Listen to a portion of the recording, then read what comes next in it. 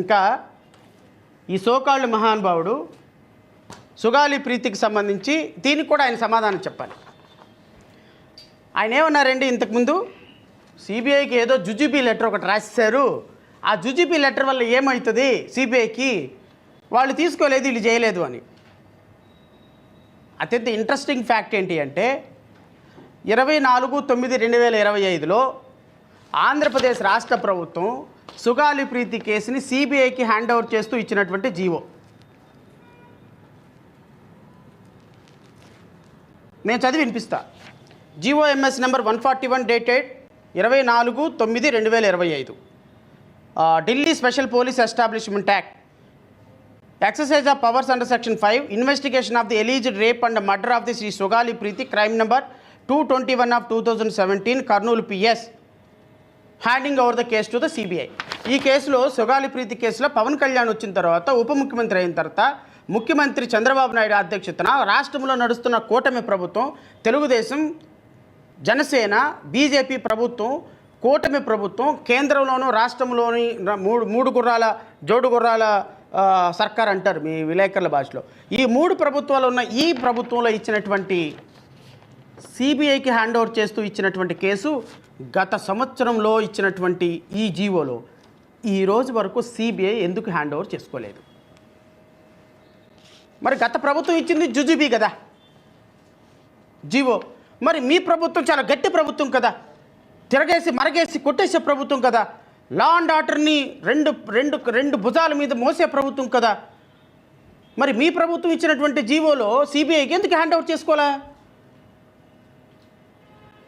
ఎందుకు hand over చేసుకోలేదు పవన్ కళ్యాణ్ గారు? మీ ప్రభుత్వం జీవో ఎందుకు హ్యాండ్ ఓవర్ చేసుకోలేదు? What is the reason? నిందితులతో మనం లాలుచి పడిపోయినామేంటి? ఏం ప్రాబ్లం లేదు, నేను మీకు అభయం ఇచ్చేస్తాను, లింగమనేనికి రాజ్యసభ ఇచ్చేసాను, మిమ్మల్ని నేను కేసు నుంచి విడుదల చేస్తున్నాను, నేను ప్రకటన చేసిస్తానని చెప్పేస్తారేంటి? చెప్పారా ఏంటి? లేకపోతే మీరే ఇంట్లో జడ్జిమెంట్ కూర్చొని రాసేసి తెలిసిపోయిందా? వెళ్ళి ముందు టైం మిషన్లోకి ముందుకెళ్ళిపోయి రేపొద్దున ఏం జరుగుతుందో కనుక్కున్నారా? విచారణ జరగకుండానే. ఈ సోకాల్డ్ పవన్ కళ్యాణ్ గారికి ఉన్నటువంటి ఒక హ్యాబిట్ ఏంటంటే, ఒక మర్డర్ని హ్యాపీగా రిప్రజెంట్ చేయటం. ఇదిగో మొవ్వల సుందరి అని, మొవ్వల నగేష్ ఒక అమాయకమైనటువంటి, శ్రీకాకుళంలో ఉన్నటువంటి ఒక అమాయకమైనటువంటి 17 సంవత్సరాల ఇంజనీరింగ్ స్టూడెంట్ని కాలేజీ యాజమాన్యం డ్రగ్స్ అమ్ముతుంటే ఈ అబ్బాయి చూశాడని చంపేస్తే, ఆ కాలేజీ యాజమాన్యం దగ్గరికి వెళ్ళి జనసేన గొడవ చేసి, ఇదిగో జనసేనకు సంబంధించిన బొలిశెట్టి సత్యనారాయణ, నాదెండ్ల మనోహర్, ఈయన ఇప్పుడు ఎంఎస్ఎంఈ డైరెక్టర్ శివశంకర్, నేను పెద్ద ఆఫీసర్ని, తోపుని, తురుంకాన్ని, నిజాయితీ అనే పదం నన్ను చూసే వీళ్ళు పెట్టారు, అసలు ఆ పదం కనుక్కుందే నా పేరు తర్వాత అని చెప్తాడు ఈ మహానుభావుడు. ఈయన శివశంకర్, ఈయన బొలిశెట్టి సత్యనారాయణ. ఈయన గురించి ఏం మాట్లాడొద్దు, ఈయన కొద్దిగా గొప్ప క్రెడిబిలిటీ ఉన్నటువంటి లీడరు. ఇదిగో ఇప్పుడున్నాడు ఈయన. వీళ్ళందరినీ మొవ్వల సుందరి కేసును మేము చూస్తున్నామని చెప్పి, ఈ మొవ్వల సుందరికి సంబంధించిన ఈ కాలేజీ యాజమాన్యం డైరెక్టర్ని, ఎండీని, చైర్మన్ని ఎవరైనానండి కోట్ల రూపాయలు తీసుకొని పవన్ కళ్యాణ్ సమక్షంలో పార్టీలో జాయిన్ చేసుకున్నారు.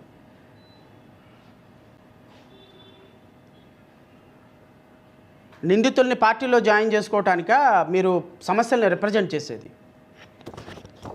కాబట్టి సుగాలి ప్రీతి పాపం వారి కుమార్తె సుగాలి ప్రీతి చనిపోవటానికి కారణమైన నిందితులు రెడ్డి కాపైన కారణంగా వాళ్ళ దగ్గర కోట్ల రూపాయల డబ్బులు తీసుకొని సాక్ష్యాధారాలు మొత్తాన్ని లేవు అనే ఒక నెపంతో, సిబిఐకి ఇచ్చాము అని ప్రపంచానికి చూపించే ఒక నెపంతో, ఒక ట్రైబల్ బాలిక, ఒక ఆదివాసీ బాలిక, 14 సంవత్సరాల బాలికకి న్యాయం చేస్తానని ఉప ముఖ్యమంత్రి అయ్యి ఆ శవం మీద పేలాలు ఏరుకునేటువంటి నీకు అసలు న్యాయం గురించి, నీతి గురించి, నిజాయితీ గురించి, లా అండ్ ఆర్డర్ గురించి మాట్లాడే కనీస అర్హత ఉందా పవన్ కళ్యాణ్? నీకు హెలికాప్టర్లు సప్లై చేయడానికి ఇచ్చి వచ్చినటువంటి లింగమనేని రమేష్కి రాజ్యసభ ఇచ్చినటువంటి నీకు ఒక విలువలు ఉన్నాయా? ఒక సిద్ధాంతం ఉందా? నీవు నీ ఎమ్మెల్యేని నీ ఎమ్మెల్యే రేప్ చేశాడని ఒక ఆడపిల్ల కేసు పెడితే కనీసం అతని పార్టీ నుంచి సస్పెండ్ చేయి నీవు ఒక 3-man కమిటీ వేసి దాన్ని చక్కగా మ్యానిపులేట్ చేసిన నీవు ఆడపిల్లల భద్రత గురించి మాట్లాడే నైతిక అర్హత ఉందా? నీవా ఈ రాష్ట్రానికి ఉప ముఖ్యమంత్రివి? నీవు చెబితే మేము వినాలా? సంబా రాసుకో అనగానే రాసుకోవాలా? నీ నిజాయితీ గురించి, నీ కులం గురించి, నీ మాటల గురించి నువ్వు ఇప్పుడు ఉప ముఖ్యమంత్రి కాబట్టి నువ్వేం చెప్పినా నడిచిపోద్ది. ఈ 3 సంవత్సరాలు నడిచిపోతుంది. లా అండ్ ఆర్డర్ గురించి ఎవరెలా? లా అండ్ ఆర్డర్ ఉన్నవాడు 40 కార్లు వేసుకొని టాప్ మీద కూర్చొని కాలు ఇలా పెట్టుకొని టీషర్ట్ వేసుకొని ఇలా వస్తాడా సినిమాల్లో లాగా? మోటార్ వెహికల్ రూల్స్కి అది వ్యతిరేకం కాదా? నీకు ఆ రోజు లా అండ్ ఆర్డర్ తెలియలేదా? ఆ రోజే నిన్ను కూర్చోబెట్టి కాళ్ళకి కాళ్ళు కీళ్ళకి కీళ్ళు యోగి ఆదిత్యనాథ్ ట్రీట్మెంట్ ఇప్పించినట్టయితే గత ప్రభుత్వం నీకు ఈరోజు ఈ మాటలు వచ్చాయి కాదు. ఆ ప్రభుత్వం చేతగాని ప్రభుత్వం, చావలేని ప్రభుత్వం. నువ్వు ఇక్కడికి ఆంధ్రాకి వస్తారంటే 400 మంది పోలీసులను పెట్టి ఆపటం తప్ప మనం ఏం చేయలే. మాటలకి చేతలకి చాలా తేడా ఉంటుంది. గౌరవ ఉప ముఖ్యమంత్రి గారు దాన్ని తెలుసుకుంటే మంచిది. ఇక సుగాలి ప్రీతి కేసు విషయంలో పూర్తి స్థాయిలో ఫెయిల్యూర్ అయింది మీరు. గత ప్రభుత్వం ఎంతో కొంత వాళ్ళ కుటుంబానికి జస్టిఫికేషన్ చేసే ప్రయత్నం చేసింది. ఒక 5 ఎకరాల పొలం ఇచ్చింది, ఆ పిల్లకి వాళ్ళ ఫాదర్కి జాబ్ ఇచ్చింది, వాళ్ళకి ఏదో బతుకు తెరువు చూపించింది, వాళ్ళకి రావాల్సిన కాంపన్సేషన్ ఇచ్చింది, ఈ కేసును సిబిఐకి హ్యాండ్ ఓవర్ చేస్తూ ఒక జీవో ఇచ్చింది. ప్రపంచానికి ఎంతో కొంత ఆ కుటుంబం ఈరోజు కొద్దిగా బతికున్నది అంటే కారణం గత ప్రభుత్వంలో చేసిన ఎఫర్ట్స్. మర్డర్ జరిగింది మీ ప్రభుత్వంలో, ఛార్జ్షీట్ చేసింది మీ ప్రభుత్వంలో, ఆధారాలు సేకరించింది మీ ప్రభుత్వంలో, ఆధారాల మ్యానిపులేషన్ జరిగింది మీ ప్రభుత్వంలో. 2017, 2018లో ఆధారాల మొత్తం మ్యానిపులేషన్ జరిగింది మీ ప్రభుత్వంలో. ఆ రోజు 2018లో నీకు చంద్రబాబు నాయుడుతో కొన్ని విభేదాలు వచ్చిన కారణంగా 2018లో బయటకు వచ్చి 2018 నుంచి ఇండిపెండెంట్గా పోరాటం చేసి చంద్రబాబు నాయుడిని పచ్చిబూతులు తిట్టి, నారా లోకేష్ని పచ్చిబూతులు తిట్టి, ఆ రోజు సుగాలి ప్రీతి దొరికింది కదా లడ్డూలాగానే సుగాలి ప్రీతిని తీసేసుకొని కేసుని తీసుకొని లక్షల మందితో పోరాటం చేసి ఈరోజు ప్రభుత్వం మారేటప్పటికీ వైసీపీ గవర్నమెంట్లో ఆధారాలు మాయమైపోయినాయి అని చెబితే ప్రజలు నమ్మరా? ఆ ప్రజల నమ్మకాన్ని ఇది కాదమ్మా, ఇది వాస్తవం, ఇది డాన్ రికార్డు ఇలా ఉంటుంది అని చెప్పాల్సిన బాధ్యత ప్రజాస్వామ్యవాదులుగా మా మీద ఉండదా? అంటే నువ్వు సినిమా హీరో కాబట్టి, ఉప ముఖ్యమంత్రి కాబట్టి, లక్షల మంది అభిమానులు ఉన్నారు కాబట్టి మీరేం చెప్తే అది నమ్మేస్తామా? లేకపోతే మీ వెనక మీడియా ఉంది కాబట్టి, మీ వెనక కూలి మీడియా ఉంది కాబట్టి మీ మీడియా ఏది రాసేస్తే అది నిజమైపోతుందా? సుగాలి ప్రీతి మీద డిబేట్ పెట్టండి మీ జనసేన పార్టీ ఆఫీస్లో, నేను వస్తా.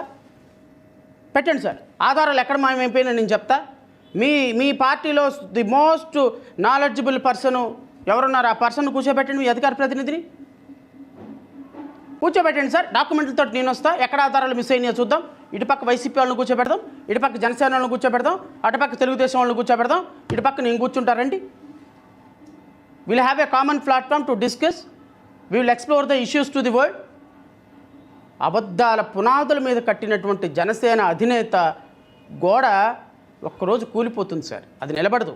మీలో నిజాయితీ లేదు, మీ మాటల్లో నిజాయితీ లేదు. మీరు అబద్ధాల కోట మీద కట్టినటువంటి పునాదులు అవన్నీ ఎంతకాలం నిలబడతాయి? 2029లో ప్రజల బుద్ధి చెప్పరా మీకు? 2029లో కట్టగట్టి కృష్ణానదిలో పడారా మీ పార్టీని? నీకేం పోయింది? రోజుకు నెలకు 100 కోట్లు వస్తేనే దాన్ని తీసుకుని ఏదో ఊరు వెళ్ళిపోతావు ఫ్లైట్ వేసుకొని. పోయేది ఇక్కడ జనసేన కార్యకర్తలు, పోయేది ఇక్కడ నాయకులు. మిమ్మల్ని నమ్ముకొని రోజు బావుబామని మీడియాలో మాట్లాడుతాను. ఒక్కొక్కడికి బడిత పూజ జరుగుతుంది 2029 తర్వాత.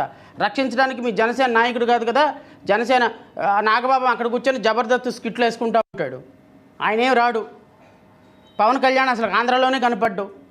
ఇప్పుడు తెలంగాణ వాళ్ళు కూడా తంతారు కాబట్టి ఇంకేదో ఊరు వెళ్ళిపోతాడు ఆయన. కాబట్టి ప్రజాస్వామ్యబద్ధంగా ఒక పార్టీ మీద ఒక గౌరవ హోదాలో కూర్చున్నప్పుడు మీరు మాట్లాడే మాటకి కొంత క్రెడిబిలిటీ ఉంచుకోండి. ప్రజలకు అబద్ధాలు వాస్తవాలు చెప్పొద్దు. వాస్తవాలను విశదీకరించడానికి వాచింగ్ డాగ్స్ లాగా మేము ఉన్నాం. నెంబర్ 2, సాయి కృష్ణ. క్లుప్తంగా 5 నిమిషాల్లో చెప్పేస్తాను ఈ కేసు. సాయి కృష్ణ మృతి నిజంగా చాలా సంచలనం సృష్టిస్తుంది.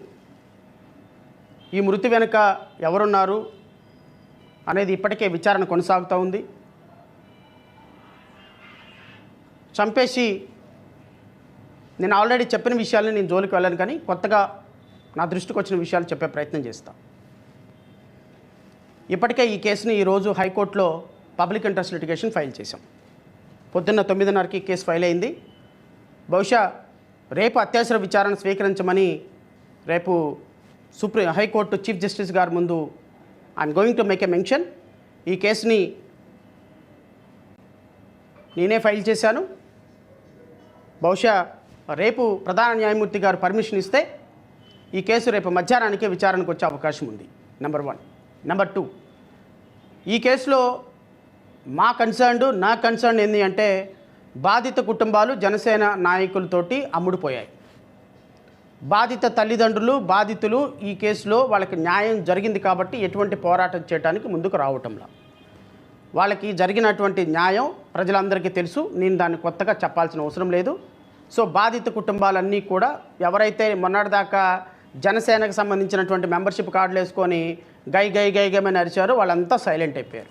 సో కాబట్టి ఈ కేసుని నేను సొసైటీ కోణంలోంచి చూస్తున్నా. బాధిత కుటుంబాలకు న్యాయం జరిగిందని వాళ్ళు ఫీల్ అవుతున్నారు కాబట్టి నేను వాళ్ళ గురించి మాట్లాడను. సొసైటీ యాంగిల్లోంచి చూస్తున్నా.